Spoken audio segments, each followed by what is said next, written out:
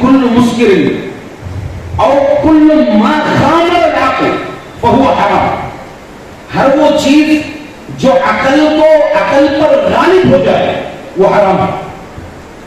हर वो चीज जो अकल पर गालिब हो जाए वो हराम है। इसीलिए शरीयत ने कहा कि ये हराम है। जब ये अकल पर गालिब हो गई तो इंसान के अंदर सिर सकता है क्या सही क्या गलत, ये तफरीक नहीं कर सकता है इंसान। इसीलिए शरीयत मुतहरा ने इसको हराम करार दिया है। और हाँ, एक और चीज ये भी याद रखिए, एक है अकल और एक है जुआ। जुआड़ी इंसान को खुद गर्व बना देता है।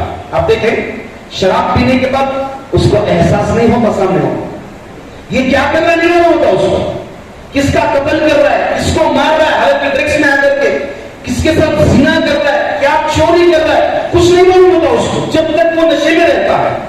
तो इंसान बेहिस हो जाता है जब शराब का इस्तेमाल करता है, नशा और चीजों का इस्तेमाल करता है। जुआड़ी जब जुआ खेलता है तो खुद गर्व लग जाता है, सामने वाले को जुआ खेलते वक्त इस कोशिश में रहता है कि इसको पापड़ कर दूं, मैं इसका जेब खाली कर दूं, मैं कामयाब बन जाऊं, मैं जीत जाऊं, मैं कामयाब हो जाऊं। और ये दोनों चीजें बेहिसी, बेशऊर, लाशऊरी और खुद गर्जी, ये घर को तबाह कर देता है, ये मुआशरे को तबाह कर देता है। अल्लाहु अकबर। नशे में आया, तलाक दे दिया बीवी को, बच्चों की जिंदगी इसमें नशे में पड़ा हुआ, बच्चे क्या तालीम हासिल कर रहे हैं, बच्चे क्या तरबियत कर रहे हैं। आप देखें, वो घर का जिम्मेदार जो नशा और चीजों का इस्तेमाल करता है, उसे घर की फिक्र नहीं होती है, उसे बस अपनी फिक्र रहती है, दूसरे के ताल्लुक से वो बेहिस होता है।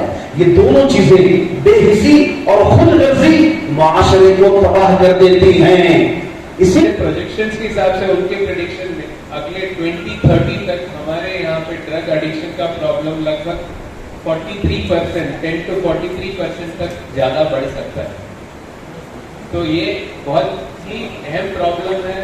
आज हमारे जो आगे के प्रॉब्लम्स है वो बढ़ते ही रहेंगे, क्योंकि यदि हम इसको इस टाइम पे कंट्रोल नहीं कर पाएंगे, और जैसे कहा जाता है मेडिसिन में कि prevention is always better than cure, यदि हम इसको किसी जगह पे रोक सकते हैं तो शायद हमें वो आंकड़े देखने ना पड़े। वैसे ये ड्रग्स करते क्या है हमारे, मतलब मानसिक तरीके में मैंने बताया था, तो काफी स्कैन है डिटेल में, विदेशों में इसका स्टडी हुआ था जो पेट स्कैन बोलते हैं, जिसमें कि ब्रेन की भी एक्टिविटी आप चेक कर सकते हैं। तो ऐसा एक स्कैन किया था उन्होंने, और उसमें देखा था कि जब आप ड्रग्स लेते हैं तो क्या होता है। जो जो आपको येलो चीजें दिख रही हैं वो है जो ड्रग का इफेक्ट ब्रेन पे कहां कहां होता है। जैसे आप देखेंगे, जैसे ड्रग का सेवन होता है 1 से 2 मिनट तक ज्यादा कुछ चेंजेस नहीं होते हैं, बट जैसे 3 मिनट से ज्यादा होते जाता है उसके इफेक्ट्स रहते हैं, और लगभग 10 से 20 मिनट के बाद इसके इफेक्ट्स खत्म हो जाते हैं। बट जब ये इस दौरान जो अलग अलग ड्रग्स आप लेते हैं, जिसके बारे में हम आगे देखेंगे कि कौन से ड्रग्स हैं, इसमें वो आपको एक फीलिंग आती है कि आप शायद काफी आपको अच्छा लग रहा हो, शायद आप काफी खुश हो जाते हैं इन चीजों के कारण। बट एक चीज आपने समझना है कि ये देखिए, ये बस 10 मिनट या 20 मिनट तक ही काम करता है, इसीलिए लोगों को बार बार ये करने की भी आदत पड़ जाती है। और इससे क्या होता क्या है, जैसे ठीक है मैंने एक बार कर लिया, बट इससे आदत पड़ जाती है, और जैसे जैसे नॉर्मल जो ब्रेन है इसको, जैसे एक आदमी जिसने कोकेन यूज किया है, 10 दिन के बाद उसकी जो नॉर्मल, जो वहां पे अभी जो येलो दिखाया जा रहा है वो नॉर्मल ब्रेन की फंक्शनिंग एरिया है। 10 दिन के बाद देखिएगा जब उसने रेगुलरली कोकेन का इस्तेमाल किया तो क्या हुआ उसके ब्रेन को, उसके जो काम करने के एरियाज और कम होते गए, और यूज करने पे और फर्दर डैमेज हो रहा है इसके कारण।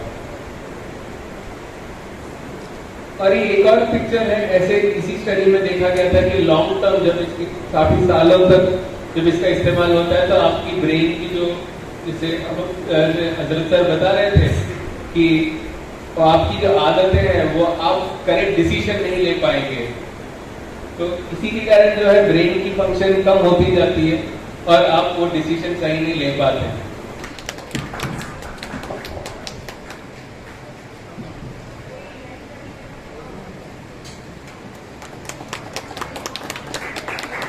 कहा मैसूर जा रहा हूं, कहा कि ये पत्थर पड़ा हुआ है 100 ग्राम का, आप ये ले जाकर मैसूर के बस स्टैंड पे डाल दें। तो क्या लेके जाएंगे? नौजवानों आप बताओ, लेके जाएंगे? आज 100 ग्राम का पत्थर नहीं उठा रहे हैं, वजह क्या है? अगर इनसे पूछा जाए तो जवाब यही देंगे, मौलाना कल जो था वो जरूरत थी, आज बोझ है, बर्दाश्त नहीं करेंगे। तो नौजवानों, हम अपनी जिंदगी गुजार रहे हैं तो जरूरत बन के गुजारने में आप कामयाब रहोगे, बोझ बन जाओगे तो यहां भी आपकी तबाही और वहां भी आपकी तबाही नहीं है। लेकिन हमारी जिम्मेदारी है, हमारी जिम्मेदारी है अपनी जिंदगी को बेहतर बनाए, अपने घर वालों को बेहतर बनाए और अपने आप को बेहतर करने की कोशिश करें। अल्लाह माशाअल्लाह, बहुत ही बदमनाज़ इस्तिकाब से मौलाना सैयदुद्दीन कादरी साहब ने सबको नवाजा है। अल्लाह हम सबको उस पर अमल करने की तौफीक अता फरमाए। आखिरी रहमत, जैसा कि आप तमाम हजरात बैनर में पीछे देख रहे हैं कि ऑल इंडिया मिली कौंसिल कर्नाटका की तरफ से जो आज 26 जून को आलमी सतह पर मुंशियात के इस्तेमाल के ख़िलाफ़ एक मुहिम चलाई जा रही है। तमाम इंसानों के लिए, तमाम अक़वाम के लिए ऑल इंडिया मिली कौंसिल इसमें आलमी मुहिम में हिस्सेदार है। माशाअल्लाह, मणिपुर से केरला तक हमारी 30 रियासतें हैं और उसमें बड़े बड़े शहर हैं हज़ारों। ऑल इंडिया मिली कौंसिल आज के दिन तमाम 30 रियासतों के तमाम बड़े शहरों में मुंशियात के इस्तेमाल के ख़िलाफ़ मुहिम चला रही है कि हमारा मुल्क मुंशियात के इस्तेमाल से पाक हो, हमारा मुआशरा नशा और चीज़ों के इस्तेमाल से पाक हो। आप तमाम हज़रात से गुजारिश है, अल्लाह का फरमान है वलैसा लिल इंसानी इल्ला मा सआ। इंसान जो काविश करता है, मेहनत करता है, जद्दोजहद करता है, सही करता है, अल्लाह ताला उसको कामयाबी अता फरमाते हैं। तो ये एक नेक इक़दाम है, एक नेक क़दम और काम है कि हमारा मुल्क मुंशियात के इस्तेमाल से पाक हो। मज़ाहिब से बालातर तमाम के लिए ऑल इंडिया मिली कौंसिल की अपील है कि वो अपने अपने इलाक़ों में, यहाँ तक कि अपने मोहल्लों में इसकी कोशिश करें कि कहीं भी मुंशियात का इस्तेमाल न होने पाए। ये ऑल इंडिया मिली कौंसिल की तमाम मुल्क में रहने वालों से गुजारिश है, अपील है। इंशाअल्लाह अल्लाह के इस फरमान के मुताबिक ये हमारी नेक कोशिश नतीजा खेज़ होगी और उसका फ़ायदा मुआशरे को और समाज और सोसाइटी को जल्द हासिल होगा। अल्हम्दुलिल्लाह कॉलेज और स्कूलों के लिए भी, चूँकि वो तालीम याफ्ता हैं, उनके लिए भी बाकायदा कोशिश हो रही है कि वहाँ कॉलेजों के जो प्रिंसिपल हैं, हेडमास्टर हैं, उनसे मुलाकात करके उनको बताया जा रहा है कि बच्चों को इस तरह। और मेरी एक गुजारिश ये भी हो रही है, मैं ये भी कर रहा हूँ तमाम से कि जितने मेडिकल शॉप हैं उन मेडिकल शॉपों को भी हम ज़रा तवज्जो दिलाएं कि अगर कोई नौजवान आकर ड्रग्स मुतालबा करे तो उसे हरगिज़ ना दें। इस तरह नींद का टैबलेट देने से वो रोकते हैं, ये बिल्कुल देते हैं, जब तक उसे चिट्ठी आती नहीं देते नहीं। इसी तरीके से इसके बारे में भी अगर मेडिकल शॉप वाले जो हैं एहतियात करेंगे तो उसमें भी कंट्रोल हो सकता है इंशाअल्लाह। मेडिकल से हटकर ग्रुपों की शक्ल में गलियों के कोनों में इस तरह की काला बाजारी आम है जी। तो इस पर किस तरह की काबू पाने के लिए क्या इकदाम होंगे? वही हम जमात तैयार करके उनके पास भेजेंगे इंशाअल्लाह, वो जाकर जमात भेजेंगे इंशाअल्लाह और वो जाकर मेहनत करेंगे, रफ्ता रफ्ता ये शाम काम मुकम्मल होगा ज़रूर इंशाअल्लाह। पुलिस का जो डिपार्टमेंट है और उसी तरह से जो डॉक्टर्स हैं उनकी जो एसोसिएशंस हैं और उसी तरह से जो ख़ास तौर से जो महल्ले में जो जमातें होती हैं तो उन तमाम को मिलकर उनसे बात करके जो है इसको मुनज़्ज़म तरीक़े से इस तहरीक को आगे ले जाना है इंशाअल्लाह। ऑल इंडिया मिलिट्री काउंसिल कौमी सतह पर भी और सूबाई सतह पर भी इंशाअल्लाह इस काम में और इस तरह से कोशिश करेगी और उसको ग्रास रूट लेवल तक जो है इस अवेयरनेस को लाएगी। और ख़ास तौर से जो पढ़ा लिखा तबका है जो इसमें शौकिया तौर पर या फिर जो है फैशन के तौर पर जो इसको वबा को गले लगा रहा है तो उनमें शऊर जगाने की और उसमें उनको अवेयरनेस लाने की इंशाअल्लाह कोशिश की जाएगी और उसके लिए जो है हमारे पास काम हो रहा है अल्हम्दुलिल्लाह। और आपका मीडिया भी जो है इस वक्त मौसर है और मीडिया के ज़रिए से इस बात को जो है चप्पे चप्पे तक पहुँचाया जा सकता है। तो आप हज़रात भी कोशिश करें, हमारी दरख्वास्त है। और फिर हम भी इंशाअल्लाह जो है इसके बाद जो है आज के दिन के बाद से मुसलसल इस की तरफ ध्यान लगाएंगे और इस काम को आगे बढ़ाएंगे। Prevention is always better than cure. जब प्रॉब्लम हो जाता है तो फिर उसको ठीक करने से पहले उसको सॉल्व करना, प्रिवेंशन ग्रास रूट लेवल पे ही काम करना पड़ेगा। देखिए सर, गवर्नमेंटल पॉलिसीज़ जो हैं वो हैं कि जैसे ड्रग्स इलीगल हैं उस पर रोक है, पाबंदी है, बट कहीं ना कहीं उसको एक्सेसिबल भी बनाया जा रहा है डिफरेंट माध्यम से। वो सोशल मीडिया की तरफ से होगा, इंटरनेट की तरफ से, सब तरफ से उसको एक्सेसिबल है, लोगों को उसके बारे में इंफॉर्मेशन है। आप लोगों को ड्रग्स, हम सभी लोगों को ड्रग्स के बारे में पता है, बट हम लोग इफ़ेक्टिवली हमारी तरफ से क्या एफर्ट्स डाल रहे हैं वो बहुत इंपॉर्टेंट है।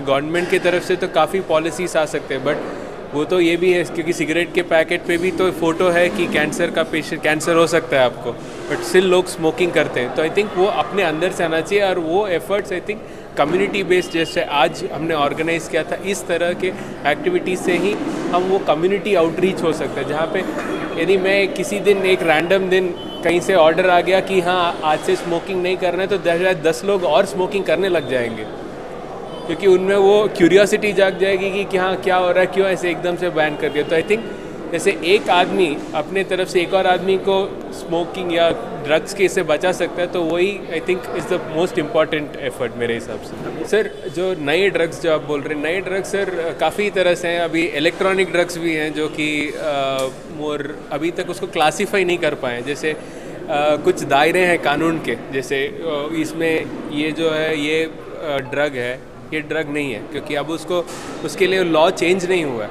जैसे इलेक्ट्रॉनिक ड्रग है, जैसे अभी नए पार्टीज़ हैं जहाँ हेडफोन्स डाल के साइलेंट नॉइस, जिससे म्यूज़िक के थ्रू ही आपको एक नया हाई दिया जा रहा है। तो ये सब चीज़ें भी नए हैं। ये इससे भी अभी इसको ड्रग्स माना नहीं जा रहा है, बट आगे चल के इससे भी प्रॉब्लम हो जाएगा। कुछ साल पहले हम सब ये सोशल मीडिया, फेसबुक, इंस्टाग्राम किसी के बारे में बात नहीं करते थे, आज देखेंगे सब जगह पे ये है। तो इसी तरह से ही ये भी आगे चल के डिजिटल माध्यम से जो ये तरह का एक एडिक्शन फॉर्म हो जाएगा आगे। ये काउंसिल की जानिब से जो ये प्रोग्राम शुरू हुआ है ये हर इलाके में होनी चाहिए।